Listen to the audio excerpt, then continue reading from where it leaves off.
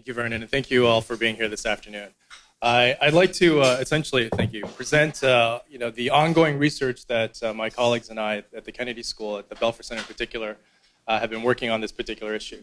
This issue has been with us for a long period of time now. And I think given the headlines and the latest developments, there are a number of angles from which to look at these issues. But I wanted to frame it from the most recent, and that is in the context of last Friday's second intercontinental ballistic missile. Many of my colleagues thought that that term would come into vogue 3 to 5 years from now. And I think with the revision of a lot of these timelines, it gives a sense of urgency of what's happening vis-a-vis this rapid growth of North Korea's ballistic missile as well as nuclear capabilities.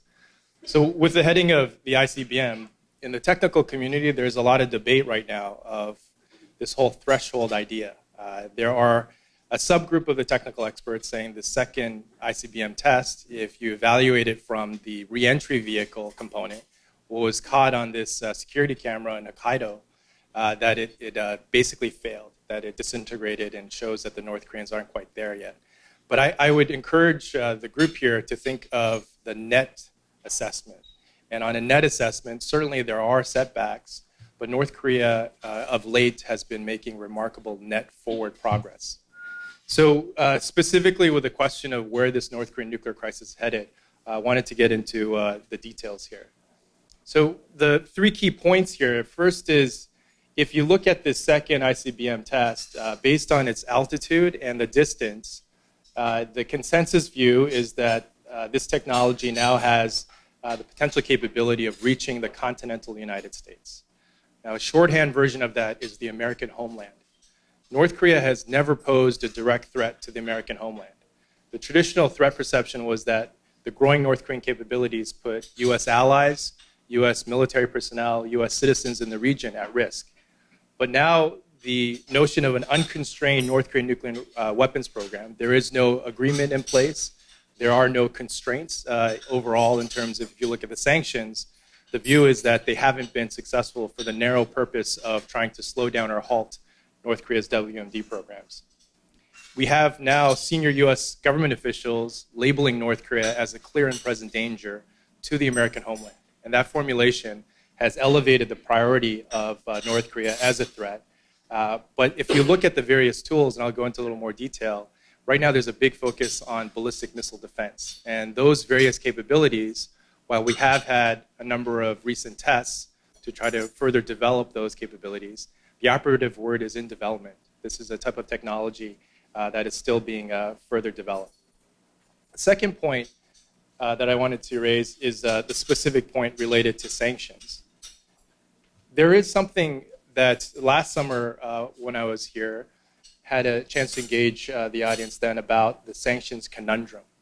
Now, counterintuitive, but in further applying sanctions on the North Korean regime, we're seeing in key instances the North Korean regime developing almost this superbug capability, or drug resistance, if you will, and also an opportunity to innovate on their procurement activities that have led to improvements overall of their procurement capabilities to get the components that they need for further developing their capabilities on the WMD side.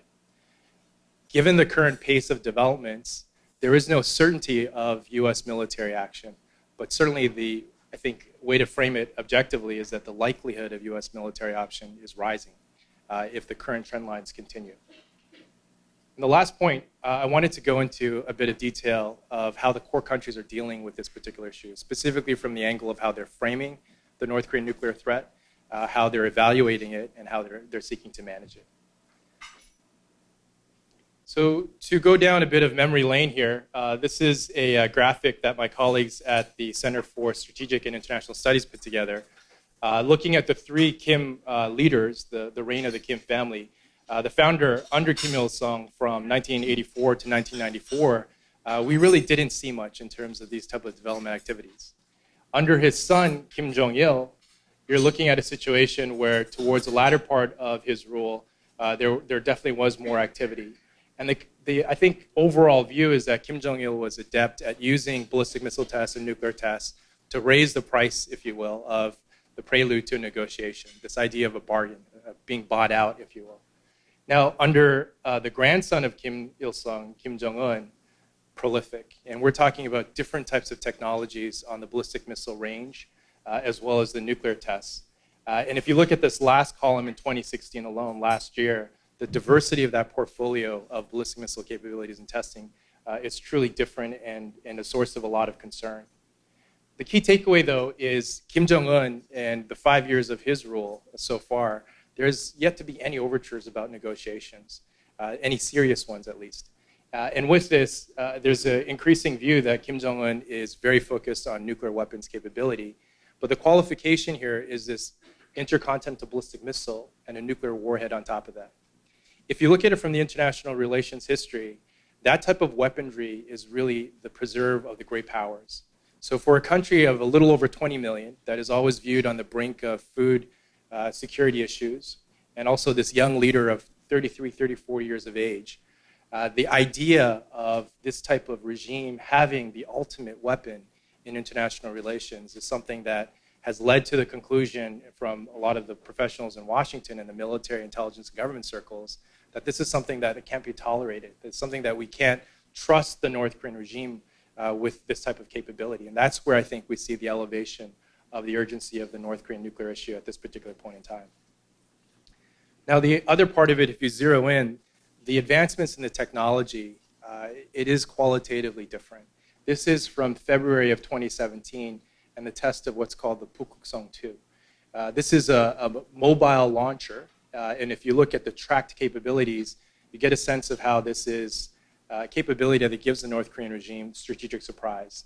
There are very limited roadways in North Korea, so for this type of vehicle to have the tank tracks, the ability to go off-road, if you will, the capability to surprise different countries that are monitoring the situation, this is the premium when it gets to this area of going beyond fixed sites. The second feature is the missile itself. The Pukguksong-2 is classified as an intermediate range, something that could range to Guam. But what is striking here is that this is solid fuel. Liquid fuel is something that Kim Jong-il was noted for in the sense of fueling these type of rockets took time. And knowing when US and other countries' satellites would go overhead, there was something of a production to signal that this was being launched or prepared in a way to ratchet up tensions and get more by way of concessions. But with something like a solid fuel, it really is a very short timeline. You are caught off by surprise, as we were when the Pukguksong-2 was launched. The other feature of this particular test is that this is based on something called the Topol. It's a Soviet-era submarine-launched ballistic missile. It's one way for the North Korean regime to signal that this is proven technology. This isn't experimental. The fact that you had a submarine-based capability brought to the land, certainly there are modifications required, but overall there was a surprise. This caught the community by surprise when this happened. With all of these events, though, you have to ground yourself in reality. How did this come about? For the North Korean regime to be able to finance this and actually procure these components as well, you're missing a lot of the pictures, I think, when you see the current focus on the analysis of where the program is at. If we take a step back and look at the macro picture, the evolution of the commercial and trading relationship between the Chinese and the North Koreans is a very important consideration and factor to bring into the analysis. The red line here is inter-Korean trade, and the blue line denotes the China-North Korea trade. And if you look at it, the late 2000s is the inflection point. This is where we see the tremendous growth of that bilateral trade. One of the key things, though, is that in the analysis of North Korea, there has been a predominant focus on the changes inside of North Korea. Is Kim Jong-un affecting economic reform? Is the economic situation improving in North Korea? But a part of the equation that has been missing in terms of the analysis is what the North Korean regime has been doing inside of the Chinese marketplace. And this is where, when you look at the cold trade coming online in the second half of the 2000s, so the regime being able to make that money, amass those funds that later becomes a source of financing for the specialized procurement, you get a sense of how the 1% in North Korea and the population of the regime, this is a period of tremendous prosperity. And I think it's here you have to do the very specialized analysis of the 1% and the 99%. For the 99% in North Korea, the informal markets, the growth of these local markets that are close to the border with China has been a big part of their improved prosperity in a relative sense. But it's the 1% and this very specialized connection to China and the different commercial opportunities there that I think has a very powerful explanatory power overall in terms of the dynamics that's been happening in a number of areas. With a lot of these type of situations, though, to have such a dramatic increase in bilateral trade is something in this shorter period of time is not quote-unquote organic or natural. And a big part here is the political explanation.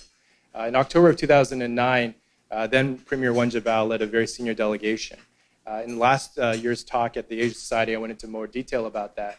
But the key takeaways there, you're looking at the Communist Party of China essentially inviting the Workers' Party of Korea in an effort to institution build, to build up the party on the North Korean side as a factor of stability for the longer term. Now, on the North Korean piece of this, as I mentioned before, you're looking at the North Korean state trading companies being a core element in the ability for the 1% to enjoy these commercial opportunities on the Chinese side. One way to think of it is North Korea Incorporated, this network, this community of state trading companies that fulfill very explicit purposes for the regime, very specialized purposes. Now, traditionally, they've been there to procure items that the regime needs in terms of shoring up stability, and increasingly over the years to develop operating budget to run some of these bureaucracies. But in the more recent years, we're seeing the use of these type of commercial channels for that type of specialized procurement of dual-use items that go into the ballistic missile or nuclear program. Something that had been the source of speculation became fact in September of 2016. So last fall, we're looking at a situation where the US government then, using cooperative channels with their Chinese counterparts, the Chinese in turn detained CEO in Tandong. So Tandong Hongxiang case is a very important precedent, but through that investigation, we were able to find that there are private Chinese companies that are doing this type of procurement on behalf of North Korean clients. And their ability to charge higher commission fees to essentially be compensated for the elevated risk of doing these transactions is a big part of the improvement of these procurement networks. In a lot of North Korea talks, the question of sources of information is critical. And in this particular type of research, we're able to identify a very specialized group of former North Korean state trading company managers. Now, in a lot of the common literature, they're framed as procurement agents, and they sound like individuals that have this kind of shady kind of characteristic. But inside of China, they're nothing more than expat businessmen. And the opportunity to do business in the open and interact with local private Chinese companies and gain that kind of knowledge of the local marketplace has been significantly beneficial to the North Korean regime. But with this, the North Korean regime, like everyone else, is bound by the equation of profit equals revenue minus costs. And with the running of these state trading companies, before the further spike of the coal trade, it was quite difficult to run and operate these state trading companies. But the coal trade has been something of a game changer for the North Korean regime, and that's something we have to factor in.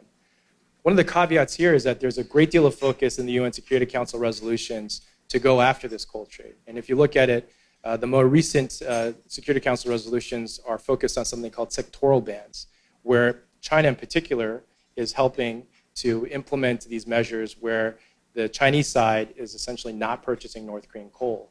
And the idea is by doing that, you cut off a revenue stream that the regime can use for this further type of specialized procurement. But I would argue that in many instances, it's too little too late. If you look at the volume of the coal trade and the fact that in the late 2000s, the commodity price for coal was spiking at $100 per ton, the North Korean regime was able to amass quite a lot in that time period. And the ability to draw on those funds now to finance proliferation is something that I think requires other policy tools. And I'll go into a little bit of that later on.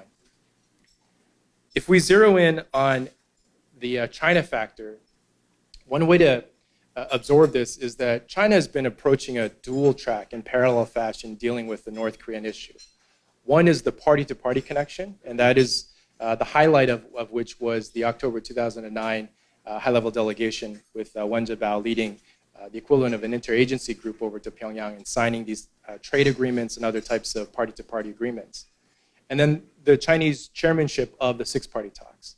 Many believe that it is no longer functioning, but on paper it still exists, where the two Koreas, Russia, Japan, the United States, and China were trying to peacefully effect a grand bargain resolution in a peaceful manner of the nuclear issue.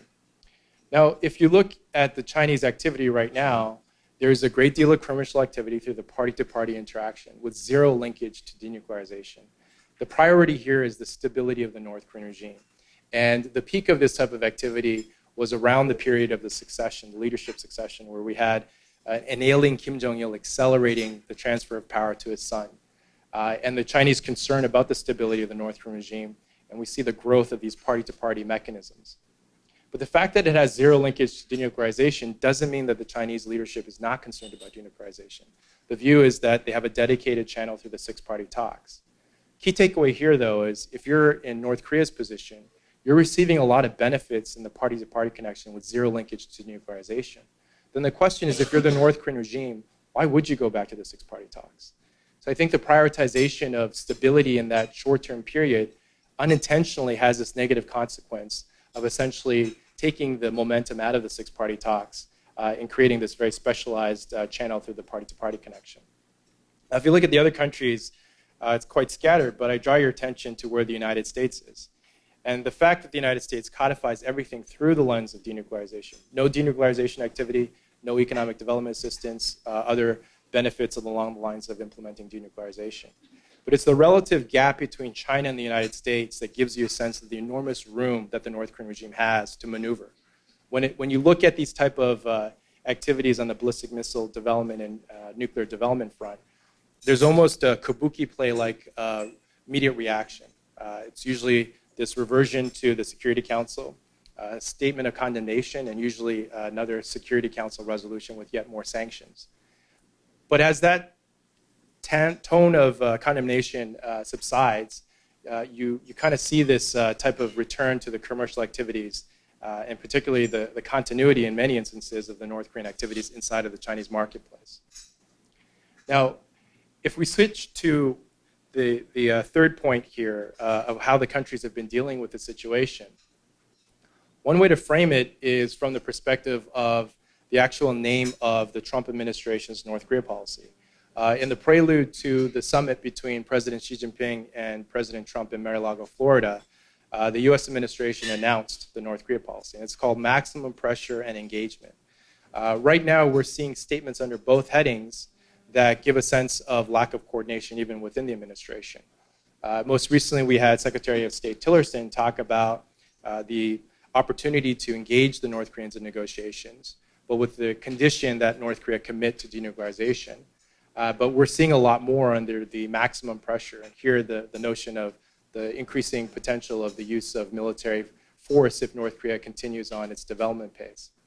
If you plot it along the lines of maximum pressure and engagement, China is, I think, very much in that category of the commercial engagement, this idea of the longer-term play of building up the Workers' Party of Korea as a partner and as an institution to shore up longer-term stability.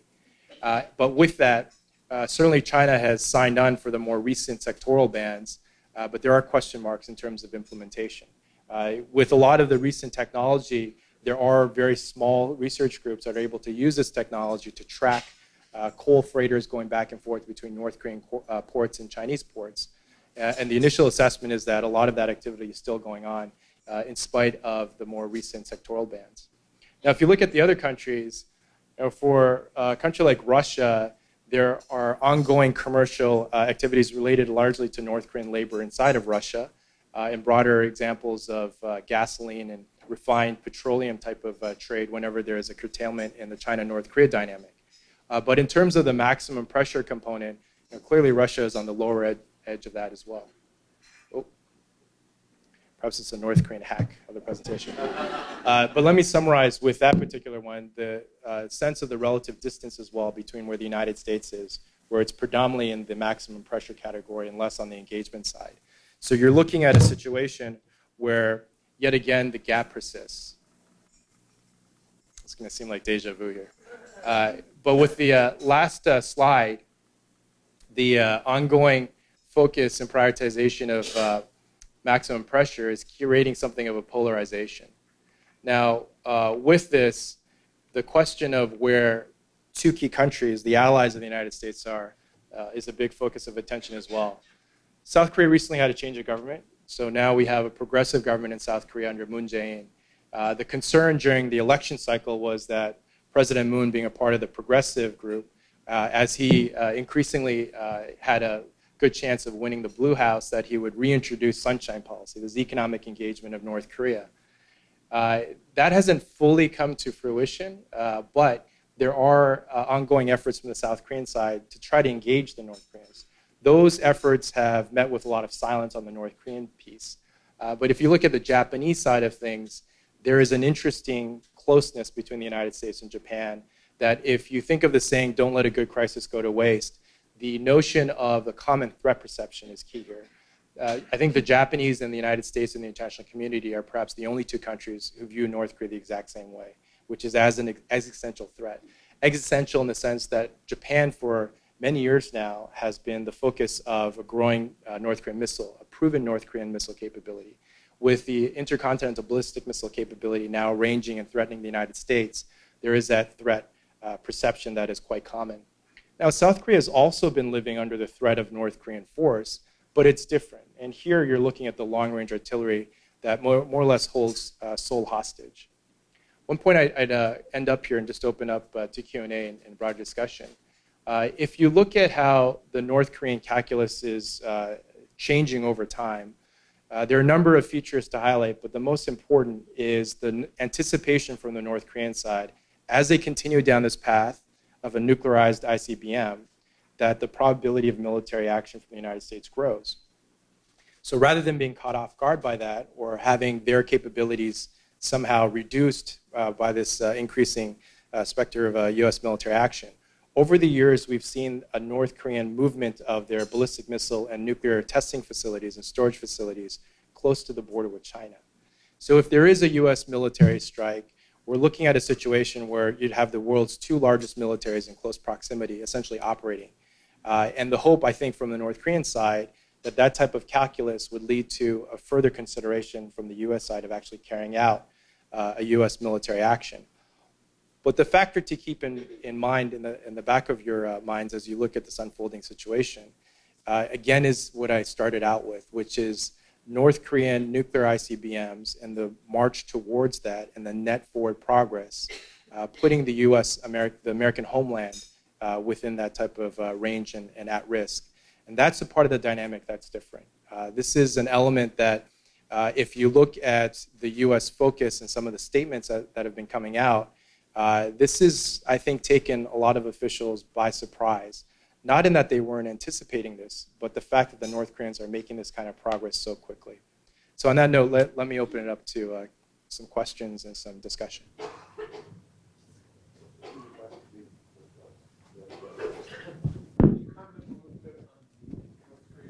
Political relationship with China.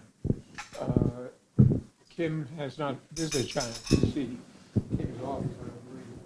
And much is made of the fact that there's no direct contact between the Sure.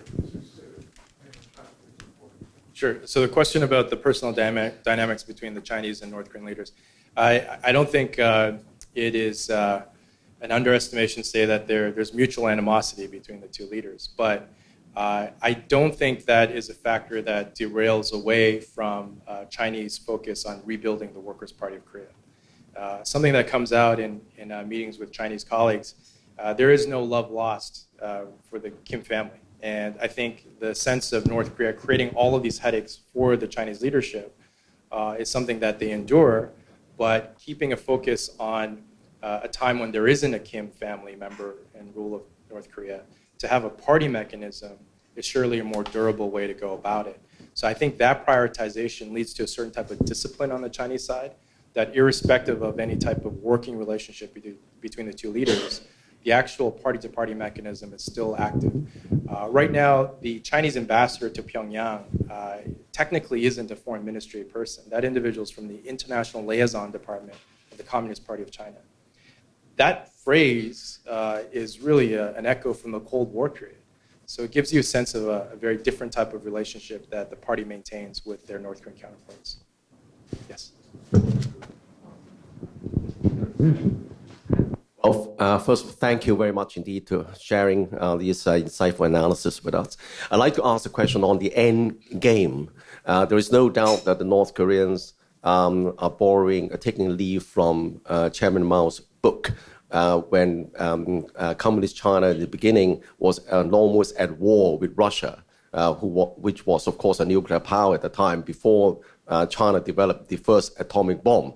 And the mantra at the time was China would rather have the atomic bomb rather than sacrificing, in China's expression, the trousers. And a lot of people don't even have trousers. They were so poor. So the Chinese expression was to rather have the Herzi, which is the nuclear, rather than the Kuzi, which is the trousers. Now, this is it informs this kind of existential threat the regime is facing. So that's why North Korea is hell-bound in trying to get this bomb and the delivery systems. Now, so what's the end game? That the assessment seems that they are able to develop this ICBM capability probably in the beginning of next year. Indeed, even President Trump said that he's prepared to talk directly to Kim, and perhaps trying to broker a kind of peace, non-aggression treaty, of course, coupled with verifiable de-escalation. To what extent do you think this is feasible? Because otherwise, the military option would be very, very dangerous, leaving aside the ICBM's capability. Don't forget that Seoul, the capital of South Korea, is so close to North Korea, and they have hundreds and thousands of heavy artillery, which can devastate Seoul, in a matter of days. So, and apart from the fact of drawing all the major powers into the conflict. So, what's the end game? For North Korea, the end game has a name. It's called Pyeongjin. It's the idea of parallel development of a minimal nuclear deterrent, and then the focusing on the development and the improvement of the overall economy. I think, particularly in policy analysis circles in China, there's enormous sympathy and this view that sounds familiar, as you're pointing out. Having a minimal nuclear deterrent means the North Korean regime, the calculation that they would avoid a costly arms race, and frankly, I think the assessment of North Korea is very limited, very finite resources. But to have a minimal nuclear deterrent, from a strategic analysis standpoint, the community there views it as very logical and something to be expected. But conceptually, that's the part very difficult for those in leadership positions in Washington to absorb that. While I think in Northeast Asia, there's a view that Kim Jong-Un is not suicidal, who is going to take that risk in US policy circles in Washington of, on their watch, having a nuclear ICBM North Korea, and on top of that, this penultimate weapon, more or less in the hands of a young leader who was all of 33, 34 years old. So that's a part where we're all anticipating how are we going to get over that hump. And as we go farther up that mountain, the probability of military action rises. Now, there's always the possibility of some sort of unexpected breakthrough on the diplomatic side. No one kind of sees where it might come from. There is discussion of perhaps there's a way to broker a freeze with the North Koreans. But from the analysis of Pyeongjin, what that leads to is negotiations, but not denuclearization negotiations. That leads to nuclear arms control negotiations, where you could see potentially North Korean regime willing to give up the production facilities, but retain that minimal nuclear deterrence, so a small arsenal of nuclear ICBMs. This is where I think the analysis is hitting reality very quickly, and we're seeing this unfold in real time. Now, if we just take the example of what happened last month, in the month of July, we've had 2 ICBM tests. So the pace of it, North Korea looks like they're doing these type of ballistic missile developments every 2 weeks. That pace is, I think, from the policy analysis and policy response community, leading to catching up. This is a part of the sense of concern that is growing very, very quickly in the midst of all this.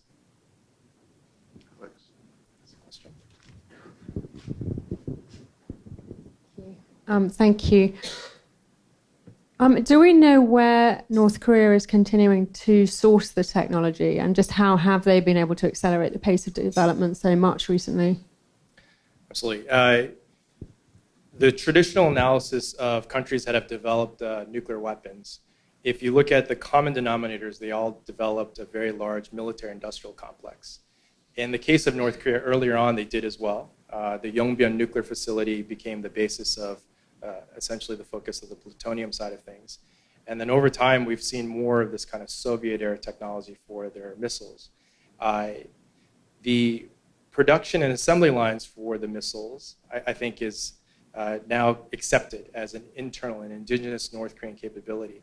But when it comes to the top part of these missiles and the electronics, the guidance, and these things, we actually know through UN Security Council, the panel of experts, as well as an instance in April of 2013, when at that time North Korea was very careful to frame this as a satellite, a space program.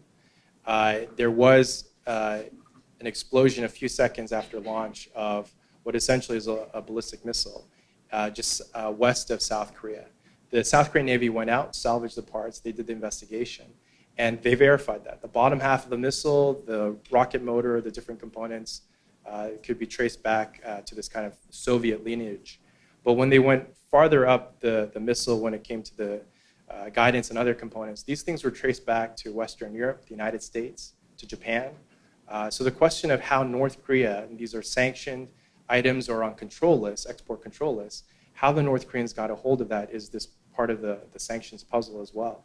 I think the growing view is that the North Korean ability to do their procurement inside of the Chinese marketplace with a private Chinese company, either being able to procure some of these items directly from foreign companies that are producing these items inside of China, or using these private Chinese companies to procure in the global marketplace, is something that is different. Before, it's not to say North Korea didn't do procurement before, it's the way they did it before. I think the notion of North Korean officials going on these business trips to the Middle East or other parts of Eastern Europe, procuring the item and coming back was more of the pattern of behavior. But being late to globalization and having access to these type of business practices has, I think, boosted that type of procurement.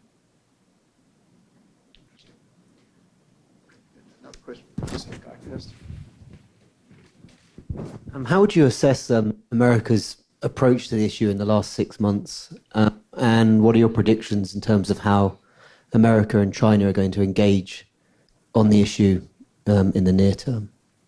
The Chinese piece is initially the foundation of this new administration's approach to dealing with North Korea. And we saw that come about in the Mar-a-Lago summit. After that, you saw President Trump more or less link the two.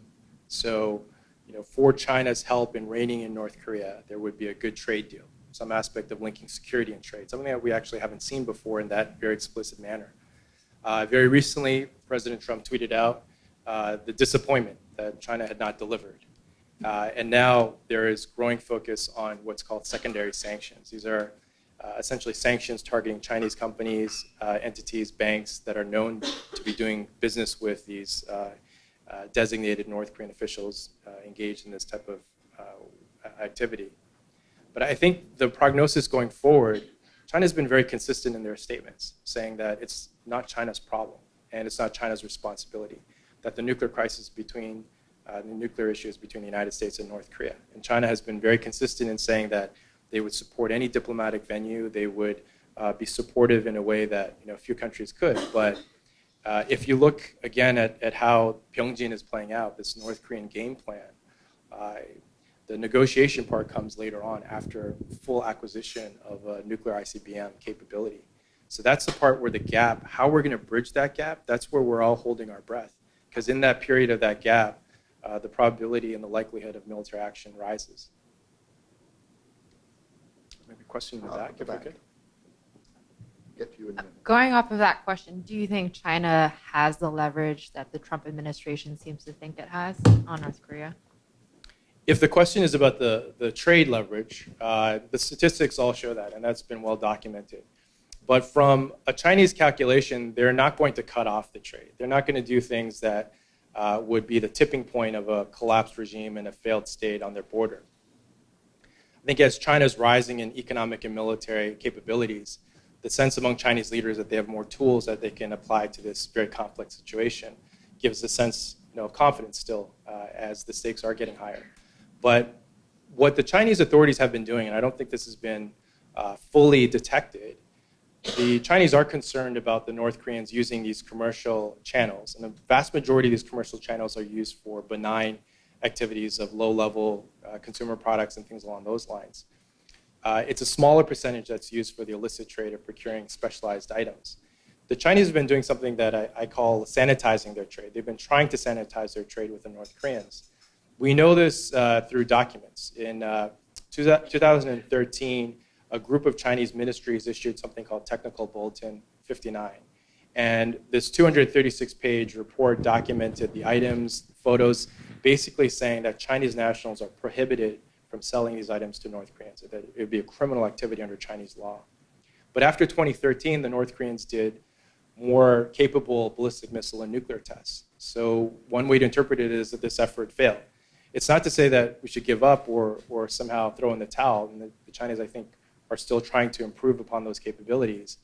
But you're going up against some fairly sophisticated business networks where a North Korean client engaging with a private Chinese company in a local market and a commercial hub in China, and that private Chinese company usually having connections with local corrupt party officials, are able to create these commercial channels that have the added benefit of hiding in the open. With the incredible volume of trade and commercial activity inside of the Chinese marketplace, by doing it in the open, you actually get strategic advantage of blending in. It's harder to detect. So I think there is more room for the Chinese law enforcement tools and other domestic policy tools to be explored, and that's separate from the sanctions approach. Not to say that sanctions should be abandoned. There are some benefits there as well, but now is the time to fully and robustly engage these type of domestic policy tools on the Chinese side. Going to put back at the table. Thank you. What is your assessment, I guess it's a two-part question, of how Kim Jong-Un is controlling the country compared with the party? I mean, we can see that he's executed his brother and his uncle, and then they say things about executing people with anti-aircraft missiles and stuff like that, or guns or whatever it was. So he's obviously got some kind of battle there. So how much is he in control? And then how much is the party? And even if he wasn't in control, would the party be the same, and would he be able to take over, and would anything change? When we first saw even a photo of Kim Jong-Un when he was first unveiled as the new leader, everyone wrote him off as not lasting long. Or if he was around, just as a symbolic figurehead, and his uncle Chang Song-taek and his aunt, younger sister of Kim Jong-il, would essentially be the regents, and they would rule the country through the authority of the Kim family name. All of these different theories were debunked because with the execution of Uncle Chang and his aunt is nowhere to be seen, and then other potential powerful generals from his father period, all of them have been removed in some fashion. Kim Jong-un is now his own leader. He is cocooned by his own generals. One of the things about doing this kind of North Korea Incorporated and looking at the business activities of the North Korean regime, you get a sense of how under Kim Jong-il, the idea that he was an iron-fisted ruler, certainly there were examples of that. But what's missed is almost a business management style, where in giving lucrative mining and other types of commercial concessions to powerful generals, it was able to co-opt them into the system that was the North Korean regime at that time. If you look at how the cocooning of Kim Jong-un by his own generals takes place, he essentially takes these commercial concessions away from his father's generals and gives it to his generals. So there is something of this, symbiotic relationship that grows, and you have individuals who are essentially stakeholders in the current regime and the current order. So when you look at it from the notion of, is he doing these things out of weakness or is he doing it out of strength? I am more in the camp of doing it now out of strength, and he's consolidated his power. He faces a number of external challenges, but the way that he has been able to maneuver around these difficulties and end in the position that he's right now, he still is essentially controlling very well-resourced and powerful internal security organizations that protect him. And these security organizations are more powerful than the military. They're better resourced. They're the type of organizations that spy on the people, the 99%. They spy on the 1%. They spy on each other, and they spy on the military. So when you come to this kind of surveillance state, it is the ultimate in terms of control. And then you introduce technology to that, and you're seeing capability enforcement level that's even higher. So many questions. Yeah.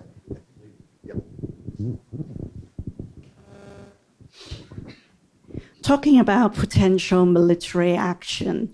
Is it really a realistic and pragmatic and efficient option for the US, considering the dynamics and the potential reaction, or not potential, the definitive reactions from China and possibly the Russia? So does the US really have any real meaningful alternatives on this very specific relationship with North Korea?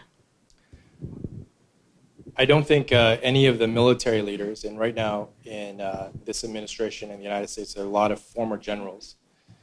None of those professional military people take for granted the costs associated with this. But on a net assessment basis, because of this growing threat from this small regime, in the grand scheme of things, again, a country of a little over 20 million people, being able to have the capability of a nuclear ICBM, that's the part where you even had Secretary Mattis talk about how if there is military action, it would be tragic, the consequences of that.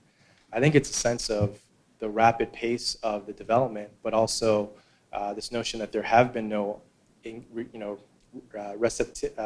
reciprocity from the North Korean side in earlier efforts to have some kind of dialogue going. We put, I think, a lot of emphasis in terms of the China factor, but that was reflection of reality as well. Early on in this administration in the United States, there was a great deal of focus on trying to convince the Chinese to do more. And there was a sense of confidence coming out of Mar-a-Lago as well that Xi Jinping was handling the issue. So about 100 days passes by in the sense, well, clearly the successive North Korean tests are showing otherwise. I think that period of 100 days was, in reflection, will be viewed as a period of perhaps maybe false confidence or too confident. But right now we're in a position where, again, based on this trend line of where North Korea is headed, there are few policy tools other than the military one that could be appropriate for that particular development, which makes this a very destabilizing and very concerning situation right now. Just before you speak, I mean, 100 days from a Chinese perspective is a very short period of time. I mean, the president may be thinking of 300 days, or I mean, but anyway, your question. Given that Mr. Kim spent probably his teenage years that he speaks probably Swiss German, I was wondering whether we should not introduce a third group of countries. All of these countries, these countries that we see here, are either on one side or the other. Should there be a neutral country helping to mediate between these groups? Switzerland has done this many times in its history and is known as a neutral power to help broker conversations between whether it's the US and Iran or other countries. Why is this not something that one is to pursue? I think there were efforts in the past, but I think goes back to the sense of existential threat. When North Korea was at a lower level of nuclear development, the opportunity for other countries to use diplomatic means to try to broker a big peaceful agreement, we saw a lot of activity. But given the advanced state of North Korea's program right now, this is where I think the sense of either North Korea as an opening part of a negotiation announces denuclearization. And this is a part of Secretary Tillerson's notion of an overture of some kind of negotiation or engagement that North Korea would commit to denuclearization first. That precondition, as some people view it, is seen as something that the North Korean won't reciprocate in terms of coming to negotiating table, which negates the opportunity for neutral countries to play a role. I think if there is an avenue for neutral countries to have that type of diplomatic contribution, it's probably in coordination with China, because China is so committed to some kind of diplomatic breakthrough as well. And South Korea as well, increasingly. But if you look at the hierarchy of interests, this nuclear ICBM threatening the American homeland, it is so far high above the other ones that how we shrink that gap is a priority, but we're not seeing that gap reduced in any fashion.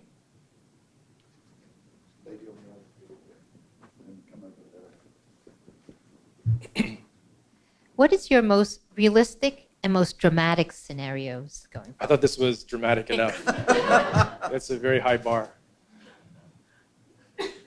I think what's realistic is North Korea will continue with its pace of development. There is something within psychology called hedonistic assimilation. As you get more comfortable with luxury items, it's harder and harder to enjoy luxury items. I think right now we're seeing a type of North Korean development that the concern subsides. It becomes background noise very quickly. Before, and working on this issue for a number of years, if North Korea did a long-range ballistic missile test, the concern would last for months. Now it's barely lasting a week. And so I think there is an absorption of the level of concern. And that's, I think, a part of human nature. We grow accustomed to it. And for some, it's a factor of resilience. It's hard to move forward and carry on everyday life if these type of developments create this kind of incapacitating fear. But the part that could become more dramatic is an accident, a miscalculation. Up till now, the North Korean ballistic missile testing has been higher rather than longer. So the altitude, their apogee has been very high. And some denote that as an effort to test the re-entry capability. So if you look at the different phases, have a delivery system, and then for the nuclear warhead, as it re-enters the Earth's atmosphere, it has a heat shield, a re-entry vehicle, and then the targeting aspect. North Korea still is in the development phase of that and the testing phase of that. But right now, if you look at the range of these missiles, they are increasing.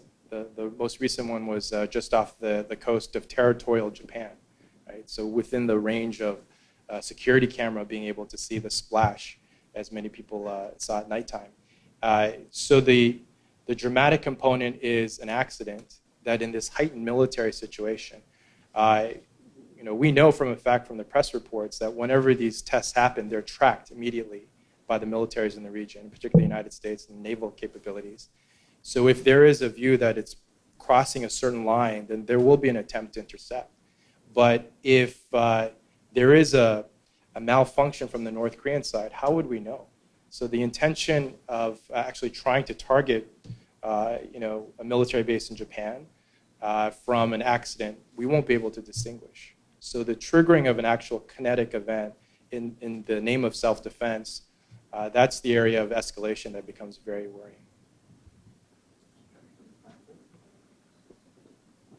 So I want to ask about North Korea and sort of proliferation coming from North Korea.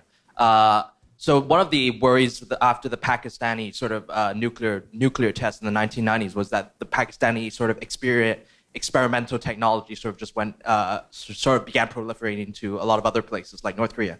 So do you think there's a chance, it is a worry at this stage that North Korea would sort of attempt to sort of try and export this sort of its experiential knowledge and sort of nuclear weapons and ballistic missile technology to other countries? And more importantly, do you think other countries will be sort of tempted to sort of follow the North Korean model now that when North Korea has developed a nuclear weapon, it looks like the U.S. is much less likely to intervene in sort of its affairs? So it's documented North Korea did sell ballistic missile capability to Iran. And the North Koreans did assist the Assad regime in what looks like about the mid-2000 period of building a nuclear reactor. In September 2007, even before there was any substantial construction, the Israelis conducted an air surgical strike and destroyed that facility. And the working assumption with these type of activities was that it was a revenue generator for the regime. But I would contend with the coal trade coming online, that is a much more reliable and more lucrative source of revenue for the regime. And it's not to say that suddenly they feel selling weapons is morally hazardous and they want to get out of that business. It's just the coal trade having clients right across the border and the ability to do joint development as well. One of the stories that really hasn't hit the surface is how the heck did the North Koreans develop their mines? We've known since Japanese colonial period that the northern part of the Korean peninsula was rich in mineral resources. The assessment was always it was too prohibitively expensive to extract. And so no one really took it out of the ground. If you look at it, a big part of the development story is Chinese provincial state-owned enterprise in the mining sector using Chinese public funds, literally sinking it in the ground in these North Korean mines, extracting the coal, selling it on the Chinese side, and privatizing the profits. That's a definition of a good racket. And a lot of people in that syndicate made a lot of money on both sides. So when you look at the coal trade, and there is something of a dip right now, But there are other factors at play as well. There's an economic downturn in the Dongbei area in Yanbian as well. So you have to factor that in as well. And those, I think, have a larger explanatory impact in the situation rather than Chinese leadership clamping down, and hence we're seeing a decline in this type of activity. But the main part of it, though, is the 1%, the North Korean regime elites, the uber elites, if you will, living in the commercial hubs for years on end in China and Southeast Asia. We didn't see that before. So the notion of doing regular business, selling things and making money as well as procuring items, it's much more sophisticated than it has been in the past. Okay. Mr. Seo, you want to shoot?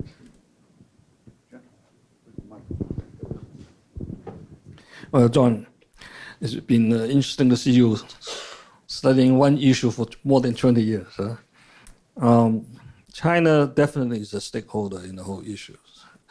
But China is saying that the key is in the US part, not in the Chinese part. What China can help, I think she is trying to do, is to broker a deal so that the two sides can talk directly. And it's not in the popular media, but it's not a secret either.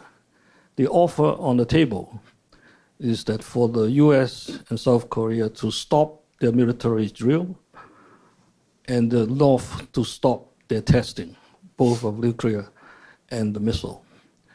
But the US didn't buy it. You want a full commitment to denuclearize, which the North Korea, as you said, would not accept. Now, first, is this the real offer on the table? And why is it unacceptable for the US as a starter? So first off, the offer has been on the table, particularly pronounced with the new government in Seoul, the Moon Jae-in administration. I think the consensus view in Washington, though, this is an attempt to create a wedge between the United States and their South Korean ally. And on that assessment alone, it's not treated seriously. So you don't even get into the further considerations. But because it's a freeze, that's seen as too little given how far advanced the North Korean threat is. Some argue, well, we need to start with something. Then freeze can be a basis of maybe extending the freeze and other opportunities of diplomatic tools brought to bear on the situation. But unless there's a big breakthrough of something that would minimize and potentially negate peacefully, and hopefully the view now is that Kim Jong-Un will, quote unquote, come to his senses. There's a lot of focus on that right now. And so unfortunately, there isn't that diplomatic space in the Washington calculation.